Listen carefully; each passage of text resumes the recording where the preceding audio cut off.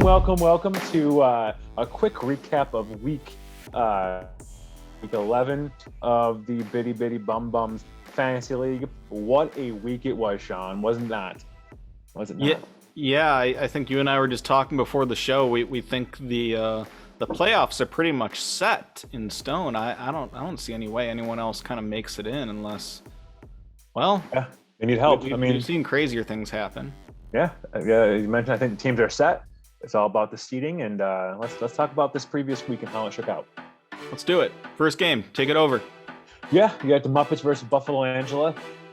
This is a game I think both teams really needed here in their playoff seeding, and Muppets gets a 17-point win here. And Muppets, what was it that really held your team to victory? Oh, it was Justin Herbert, no doubt. Whenever you put up a 40 score, you expect to win. Yeah. And yeah, he's the guy that put my team over the edge on that. Yeah, big game for him. Big rebound game for Justin Herbert. Not my bitches over. It's maybe my year. Yeah, I don't think it is. Yeah, no, I think both these teams are going to have a struggle here.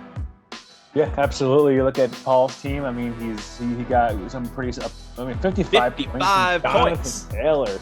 Like, that's got to be the most points so far this season.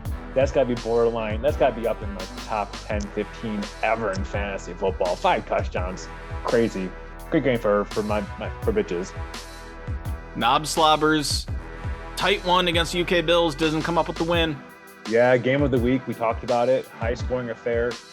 Going into the Monday night game, I was 30 points behind, and I was like, Mike Evans might score like 4 touchdowns and a bunch of yards, and he got 20 points. He got me halfway there, but kudos to UK Bills. I mean, they've been the top team for a while, top scoring team for a while, and they showed why again.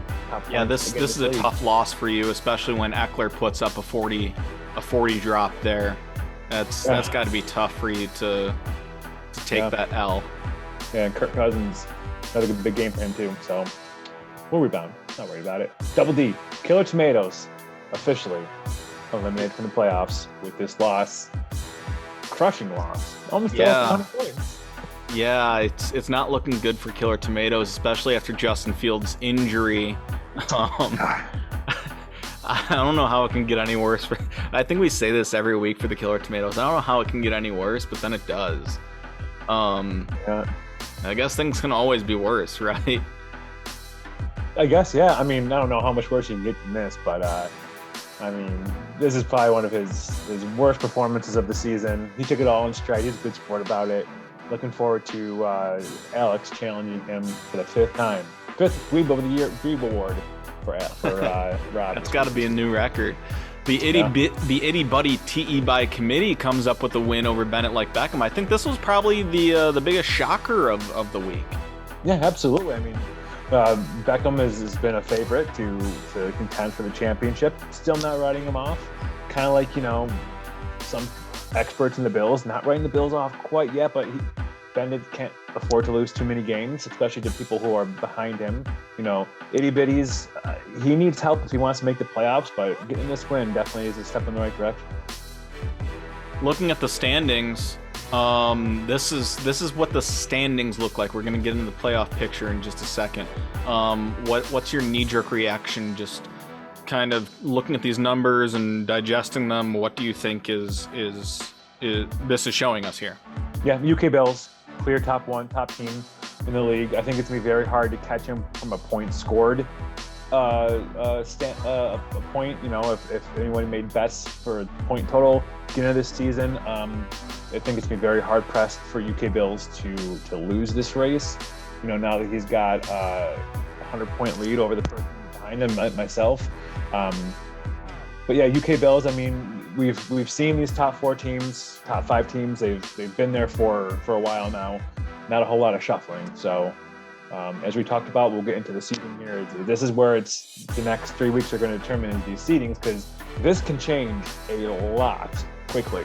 Yeah, I don't see UK Bills falling out of that one spot unless they just start losing games here, and you win some games, but I think the playoffs are pretty much set here.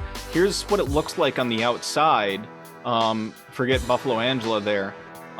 Not My Year Bitches is actually the next team on deck to knock out Buffalo Angela. So if Angela were to keep losing here, Paul's knocking on the door. Yeah, he's right there. I think he's, let's see, what's his record now? He is Angela's record is 6-5. I think he's 4-7. I think he's 5-5. 5-5. Yeah. So it's something that his team can go. Yeah. Paul is 4-7. That's my bad. And Angela is 6-5. Okay. So I think a lot can be determined by this next week. If Paul wins and if Paul loses and Angela wins, I think that cements the playoff spots pretty much. But yeah, Paul can make some damage, can do some damage if he's got to win out. And Buffalo Angela's got to win. He's got to lose at least 2. Which look at her track record the last few weeks. That's not a hard thing to grasp. But we'll see. This is when things get interesting, right? This is when the injuries start creeping up because it's been such a long season. You got some buys coming up. COVID always still a thing that's happening, as we'll discuss a little bit later, and of course with the Bills with non-fantasy players like Spencer Brown and Starr. So we'll see. This is gonna be fun. This is exciting. These next few weeks, while we think we're pretty confident about these playoff teams, the battle for the seeding is going to be very interesting and very fun to watch. Yeah, I've never really been a fan of having buys in fantasy football, because the players don't have buys. Right. And so like if you're UK Bills or even your team, Dave, and you have that first round bye and let's say a couple of your players get injured, that's tough luck. Yeah. That's where I kind of wish we would get rid of the buys, to be honest with you, and just let these teams play throughout the playoffs. But can you do that? Like before the season were to start, do you have the ability? Do we have the ability to? Oh yeah, you can set it up however you want. Okay. Definitely something worth talking about. Yeah. It's just an idea. I get it. You kind of want to work for that buy, so you don't necessarily lose a game that you didn't need to lose. So you definitely want to get that buy, but at the same time, does it really do you that much good? I don't know. Yeah, I don't think it does. Especially your point's a great point. You got an extra week out there of you're not playing in a game. Your star players could get hurt, and then you're fucked. Yeah, you got to buy, but 2 of your star players are injured or have COVID. So right. It's a moot point at that point in time. So right. I support that. I like it. Yeah, it's just a tough position to be in when you have those buys. That's where I feel pretty comfortable at the 4 position here. Even if I move down to 5 or 6, I still think the Muppets are in a good position to play Bennett like Beckham or Double D or something like that.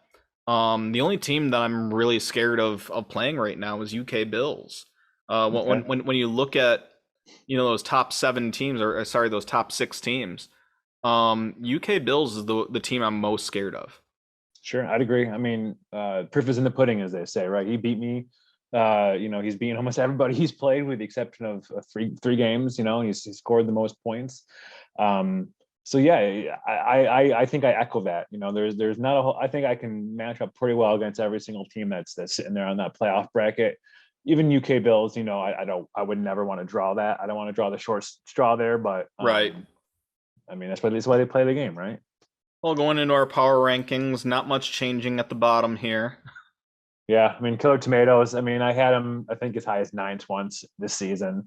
But yeah, it's after scoring 78 points, this is where you belong.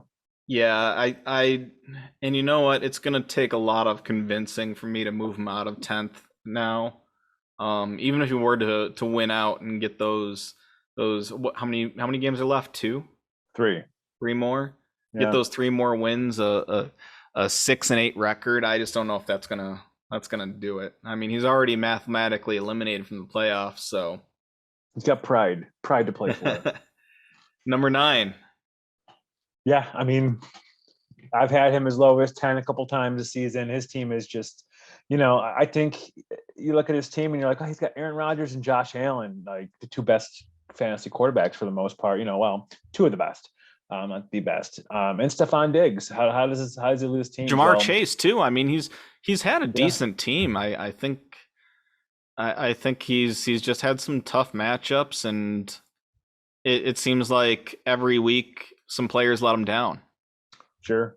And the Bills constantly let him down for the most part. Yeah, well, welcome to the club. Right. The Itty Buddy TE by committee coming in at number 8. Yeah. I think he got a win last week. For two out of the last 7 or 8. It's just a team that built pretty good, but he sustained some injuries early on. His team just couldn't overcome it. I'm not upset about it. Yeah. I'm not upset about any of these teams behind me, but yeah, currently he's got Saquon Barkley slotted in the OP spot. I think really the problem that the committee really faced this year was quarterback play. He's got Tom Brady, who's been a rock this year, but without anyone else, it's just hard to come up with wins in a 2 QB league with only 1 QB. Yeah, and Tom Brady is never a consistently fantastic fantasy quarterback. Sure, he's a great quarterback in real life, absolutely. No, don't get me wrong, but when it comes to like fantasy quarterback, I wouldn't count on Tom Brady if he's your go-to guy. Well, he's gotten over 20 points for him in every single week this year, but 2. And in those 2 weeks that he didn't get 20 points, he got 13 and 15 respectively. So he's been a very solid quarterback this year. I agree with you. Typically, Brady is not that consistent. But right. This year, and I think last year too, to a certain extent, he's really upped his game with Tampa Bay to become, a leading passer again. Yeah, he comes in late. He had a great second half of the season last year. If you continue this round, who knows? Maybe committee can go on a crazy run and squeak in. Bitch is getting a win this week, pushing them up to that number 7 spot. Like I said, I think they're the only team that really has a chance to make the playoffs that currently aren't in it. Yeah, absolutely. I'm rooting for Paul all season long. I'm going to continue to do that unless I'm playing him. So I hope he can climb in there and overtake Angela here. Well, Angela, you find her at number 6. That hasn't changed in a few weeks. And same thing with the Muppets at number 5. They've been at 5 for, I think, the entire season. Right around there, yeah. Yeah, I don't think it's changed much. Yeah, I think 4 and 5 they've been fluctuating between. Number 4. This is a little surprising to me. And I mean, I know that I think we both might have actually had him in the same spot, but yeah, I mean, that's a big loss for him to Bitches. As I mentioned, he was a top team. He still has a really good roster. Still a top team. He's still a top team. But he's in danger of slipping into into a lower matchup, a lower seed where, he draws a bad matchup and he's out in the first round. Or, I mean, if he loses all 3, maybe he slips out of the playoffs, but he's got a very good roster. I'm not worried about him missing the playoffs, but we'll see what happens. Double D also seeming to be locked into the playoff picture. Yeah, Double D's got a good team.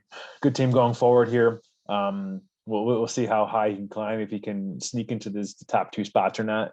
But excited to see how he finishes. And after weeks of controversy, we finally have an answer as to who the number 1 ranked BiddieCast team is. And it's going to be UK Bills because they beat you this week. Yeah, I mean, they stopped the streak. How can I say I'm better than the team that's not only scores more points than me, but also beat me? For weeks, they've been scoring more points than you, and you've been saying that you're the hottest. You're the hottest team. The hottest team. I've been catching up. Like I was like in 6th or 7th spot for a while, and now I'm in 2nd spot when it comes to the point of scores. I've been catching up to him. I think your team is the one with the most movement this year. For the most part, you haven't seen many of these teams really move that much in the power rankings, except for the Knob Slobbers and Buffalo Angela. Those are the only 2 teams opposite ways. Yeah, to really have significant movement one way or the other. Yeah, I mean, I started 0-3. I think she started 3-0, and I put together a nice run there, and she stumbled a bit, but I mean, still got 3 weeks. A lot can change here, and then we get the playoffs. So this is fun. I'm excited. I'm excited for what happens. There you have it. After 11 weeks, that's your power rankings. That's what it looks like with 3 weeks left to go. Going into the week 12 picks, currently, Dave, you're leading in the pick race by a score of 32-28. Yeah, I've got 4 games to make up in 3 weeks in order to win my my award. Domination. But let's start with this week. You got UK Bills, Muppets. Wow, we this is differ on this. So you have never this season bet against yourself, and you're doing it this week. Yeah, I'm doing it this week because I think UK Bills is just they're a powerhouse. They're a powerhouse. I don't like a lot of my matchups this week. I think it's just going to be tough for me to really come up with a win. Let me just quickly look at the projections. Currently, UK Bills is projected 151, and the Muppets only projected 137.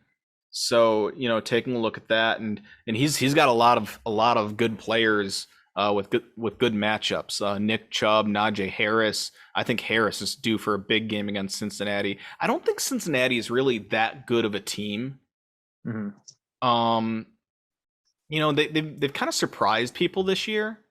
They came up with a lot of wins they probably shouldn't have, and I'm wondering when Jamar Chase is going to come back down to earth. Joe Burrow, when's he going to come back down to earth?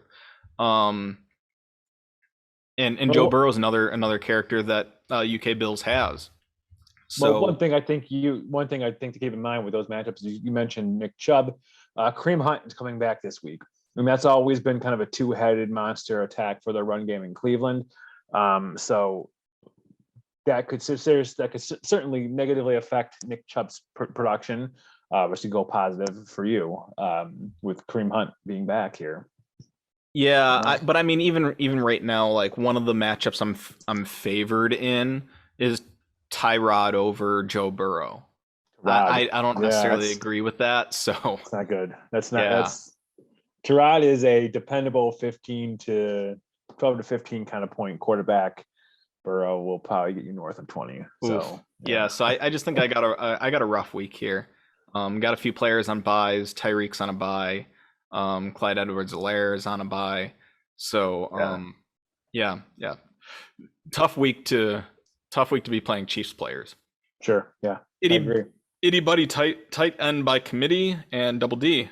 Do we have any faith in Ben's team coming up with a win here? No, I think Double D will eliminate the committees from the playoffs and thus securing this league a new champion. No repeat champion again for the third year in a row. So Anton, against your team. I know you're not betting against it yourself. Absolutely not. In fact, Anton, you're going to watch this probably. I'm all willing to make a bet. You name the price within reason. Name what you want to wager, and I'm good to go. And Buffalo Angela desperately needs a win here over the Killer Tomatoes too. What a time to draw a matchup against the Killer Tomatoes, right? When you desperately need a win. What a time to draw this matchup. It's like the Bills, they would love a matchup against the Jets right now, right? Right. Yeah. So yeah. Angela will probably win this by 50 points. And it's my year, bitches, against Bennett like Beckham. Big game. Is this the Chris Collinsworth and Al Michaels game? Oh, we said we're going to do that for these next games. I mean, it might be. I got to check something real quick here. I mean, if you look at it, it's either that game or it's not going to be these two. It's either that game or Muppets UK Bills. Yeah, I mean it's got to be that game because you got in this game it could be Muppets and UK Bills because that's two top 5 teams. But I think this one has playoff implications. 100%, it does. You got one team on the outside. Flex it. Yeah. I want to flex this into the prime time position. Okay, I agree with that. I like that. I like that call. I like that matchup. You, It's gonna you be a good know, game. UK Bills and Muppets. We can still keep Tony Romo Yeah, that's a and Jim Nance, Tony Romo. yeah, Right. yeah. I'll Yeah. take Jim Nance, Tony Romo there, and then you put Alan Chris in this game. Sure. I like it. All right, all right. Players to watch this week. Who are you watching? I'm watching Uh Delvin Cook. yeah, I'm watching a guy from the same team, Kirk Cousins. Big game for him last week, as we alluded to earlier. When we went over to my team's matchup. Big win for him going into having Green Bay come going into overtime, getting that last second win. I'm hoping he continues his how you like that magic. And I don't even give a shit if they win. I just want him to score me a lot of points. Yeah, I'm putting Delvin Cook on there just because of the off-field issues that he's been having. Not only did he have that wildly bizarre story of abuse He has ex-girlfriend from breaking into his house and all yeah, that. Yeah. and come on, man, I've seen this stuff a dozen times. There's no such thing as an innocent party. Right. and and then this week it comes out that one of the defensive players on the Vikings, I guess, made some threats on social media, included Delvin Cook's name in that post. Police started investigating when they questioned Delvin Cook about it. They were wondering if he gave that defensive player a gun. So, and I don't Cook denied it. But As he again, I would. don't know if these questions just come out of thin air. I don't know how you just accuse someone of giving another person a gun without some type of evidence behind it or something to influence that. So there's a lot of off-field stuff that's just making me scratch my head with Delvin Cook, and it's something that I think is important to watch as the weeks develop here, because I wouldn't be surprised if more information on either of these two stories comes out, or I wouldn't even be surprised if they're somehow interconnected. Yeah, absolutely. I mean, very well could be the case. You would love to be the Hoping owner. not. Right. Well, I'll be honest with you. I'm hoping so. You want to know why? Because I just picked up Madison when you told me about that. I was unaware that his name came up in the gun story. So if you own Alexander Madison in any other leagues, hold on to him because Yeah, he is a good quarterback. He's a good running back, and if he gets touches, I mean, he can be productive from a fantasy standpoint. So. One more thing on the Delvin Cook note, I do want to be perfectly clear. He hasn't been charged with anything.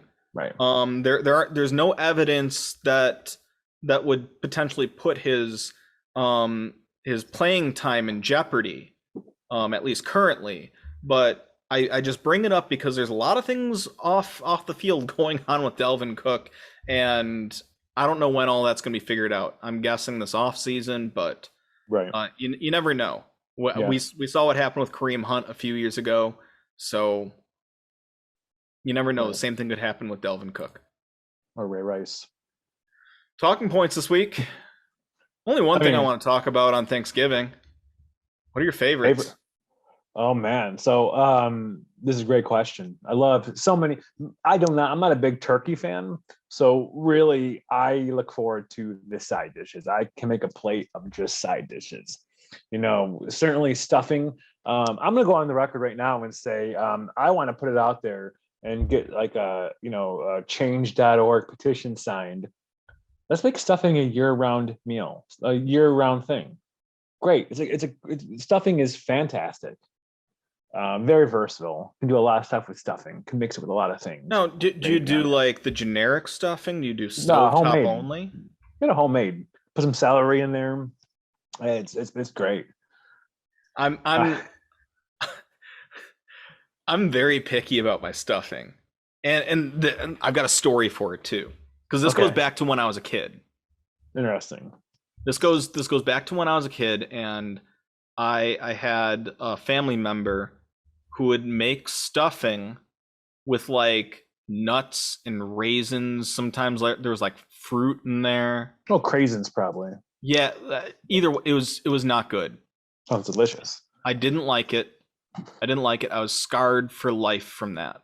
And so ever since I had that, I can't eat anything other than stovetop stuffing. Okay. I don't like anything else. Or if you get like the generic kind and stuff the bird with it, that's fine. But if when you start adding like your own fruits and nuts to it, uh, keep it simple. Okay. People like to know what they're expecting to eat. And so when you have that homemade stuffing with like craisins in it or whatever, you're going to be throwing someone off because that's not what they came to the dinner table expecting. Well, I mean, I think if you're having a large gathering, everyone's bringing a dish to pass. You got to expect the unexpected. I don't like that. No. I mean, then hopefully you're not going to a large dinner, a large Thanksgiving dinner, because that's just what it is. People always want to kind of put their spin on the traditional, the meals. Speaking of traditional, I mean, I can rattle off my top three right now if you want. It's green bean casserole all day long. Love it. Stuffing is definitely up in there. And then third would be, I think, a tie between mac and cheese and mashed potatoes. I'm glad you brought up mac and cheese because it's that one dish that it's not present at every Thanksgiving dinner, but it should be. 100%. It really should. It really should be. Just replace turkey with mac and cheese. I mean, that's my opinion. So, are you cooking this year? What are you guys doing? What's the plan over at the Fest household? We got some family coming over. Just some in-laws coming over, brother-in-laws and the family, and the sister-in-law and their family. We're just doing nothing crazy, basic turkey stuffing, green bean casserole. Are you cooking anything yourself personally? Undecided, probably. I probably will cook something. Or the wife will. She enjoys doing that sometimes. But I'm more for the football and the beer. So yeah, this year, I don't have any family out here or anything. And last year I decided to do a whole Thanksgiving turkey by myself, and it was fine. But I kind of agree with you. I'm not a big fan of turkey either. Mm-hmm. So this year I'm trying something a little bit different. Spiral ham. I love ham, but I like saving that for Christmas because ham is kind of a process too, and you're left over with a lot of it. Yeah. I've never had a ham and been like, gosh, we don't have any left. No, I've always had a ham been like, what am I going to do with all this ham? Yeah. So this year, instead of a turkey, I'm going to do a rotisserie chicken. Okay, I like it. I'm gonna stuff a chicken and see how that turns out.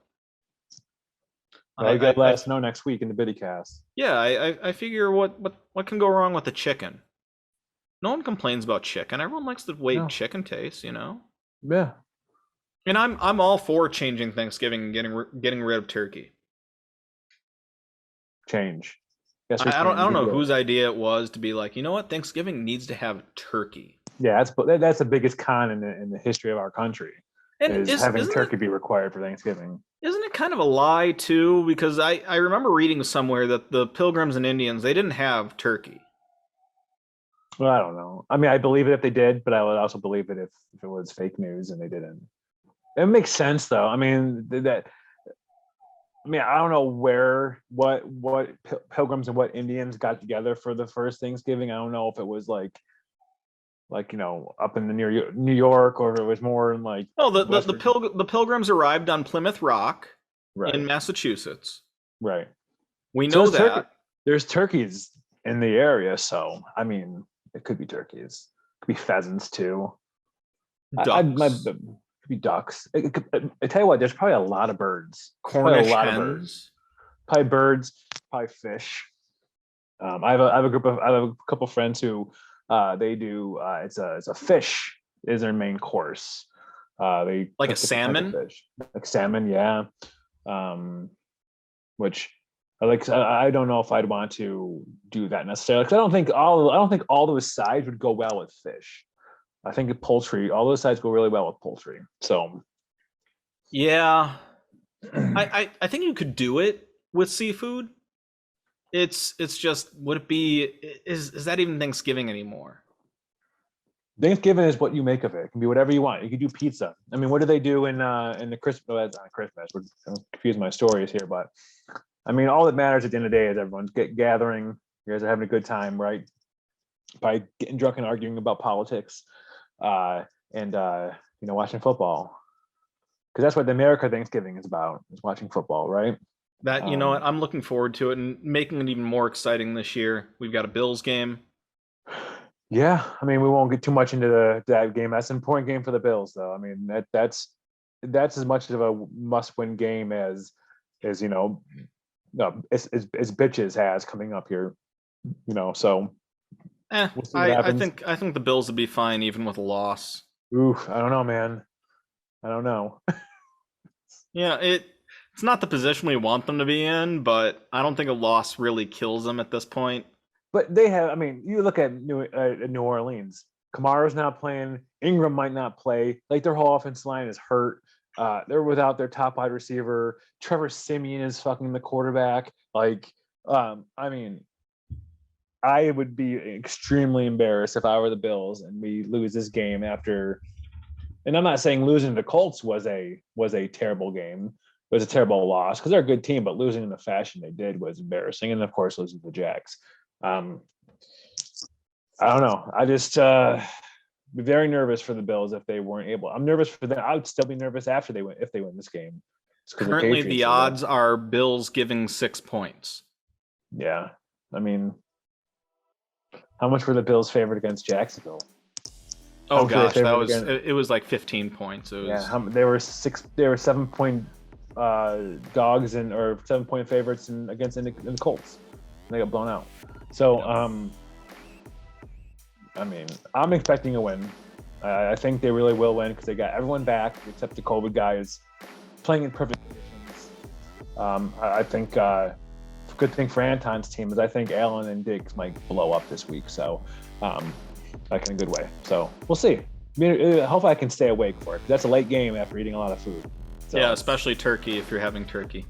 Yeah, we'll see what happens. All right, Dave. Well, I want to wish you a happy Thanksgiving. Yeah, absolutely. And your family. Appreciate that. Same to you, and to the rest of our millions of viewers this week, and the rest of the teams in the BiddieCast. You guys have a safe and wonderful Thanksgiving. Don't catch COVID. But most importantly, go fuck yourselves.